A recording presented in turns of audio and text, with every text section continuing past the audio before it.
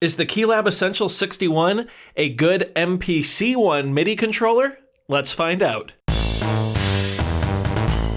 Freebeat. Hey, how's it going, everybody? Welcome to Freebeat, where I post new music-related content every single day, so if that sounds good to you, hit that subscribe button, ring that notification bell. Today's patron shout-out goes to Jury. Thank you so much for the support. Let's get started. So today we've got a bit of a weird one. I've got the Arturia Keylab Essential 61 here, which is my new MIDI controller that they sent me over that I've actually been using on this side of the desk, on the computer side of things. And then I've also got the MPC One up here. And I figured it would be fun today to see if we can use the Keylab Essential 61 as a MIDI controller for the MPC One, which I'm sure we can with very basic functions.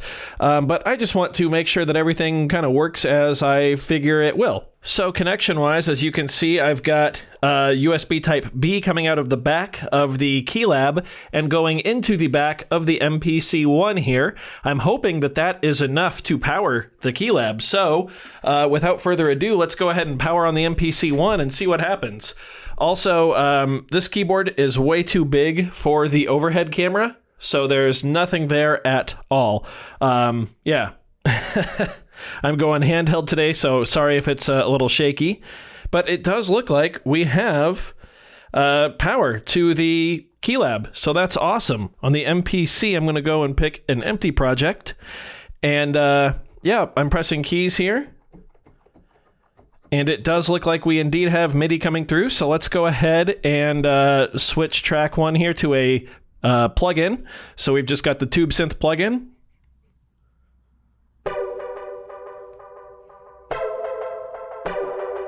Okay, yeah. Basic MIDI functionality works. Cool.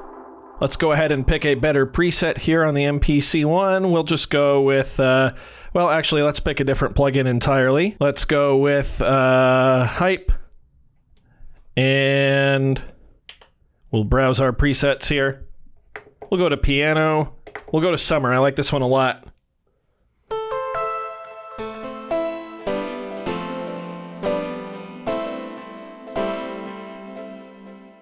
Okay, cool. So now let's go back to main, and let's see if we can get these pads triggering sounds on a drum kit, rather than, I believe right now, yeah, right now they're just triggering this same preset on track one.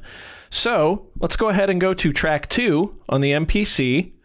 Let's go ahead and go browse, and let's pull up the 80s drum kit that I love. So right now you can hear the pads playing that drum kit. However, the keys are also playing that too. And what I want to have happen is I want the drum sounds on the pads, and then I want one of the synths on the keys. So to do that, we need to make sure that we separate both of those tracks MIDI channel-wise on the MPC One. Now, I looked before filming this video. By default, the key bed down here is set to whatever you want. MIDI channel-wise, I actually set it to channel 1.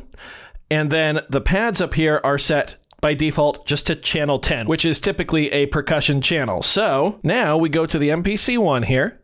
What we are going to do is click this little eye, and we're going to bring up like the channel strip. And then right up top here, we're going to press this button, and that's actually going to bring us down to where we can select our MIDI ports here. So for track 1, I want the port to be channel 1. Now for track 2, I want the port to be channel 10 to match up with what's on the keyboard. Now there's one more step we need to take. We need to press on this little graph icon here, right there. And now we can set the monitor for both of our tracks to merge. And what this is going to do is allow us to hear both tracks at once. So in theory, now the keys, yep, are going to be playing the hype synth, and the pads are playing the drums. Now that just by itself is very powerful, but with the MPC One, of course, we can take this to many, many different lengths. The first thing I want to do is hold Shift and at the same time stretch up and hit the arm icon for both of our tracks. So now both of our tracks are armed, and when we are recording down here in record mode, we can actually record both tracks simultaneously, which is really powerful, especially for live performance. This also means that we'll be able to use the encoders and the faders, provided that we've set up the proper MIDI CC values in the Arturia MIDI Control Center software, which that might be its own video coming later. But for now, let's just go ahead and try to have a jam here. I'm going to turn on my metronome. Now I'm going to go ahead and arm everything for recording. And let's go ahead and lay down a keyboard part first.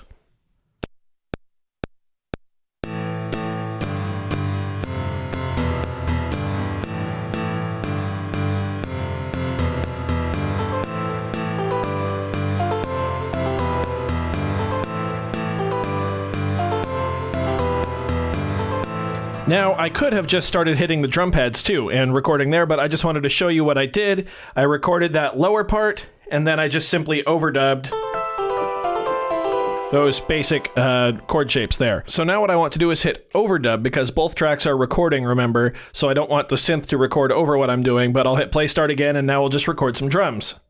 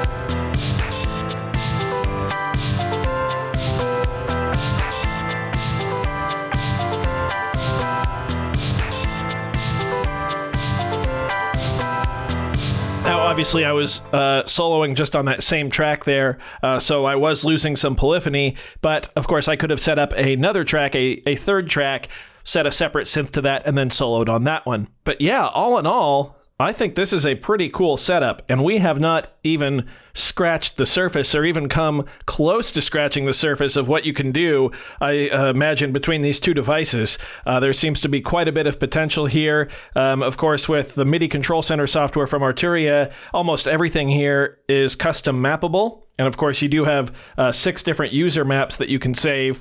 And the MPC One is quite flexible with its MIDI mapping as well. So yeah, I think that, especially for the price, you can pick up this guy for, I believe, $279 US, which comes with a whole bunch of Arturia software. But if you are just picking this keyboard up as a controller for the MPC One, I think that's pretty powerful. You are missing out on aftertouch and things like that, which I will get into in my full review of the keyboard.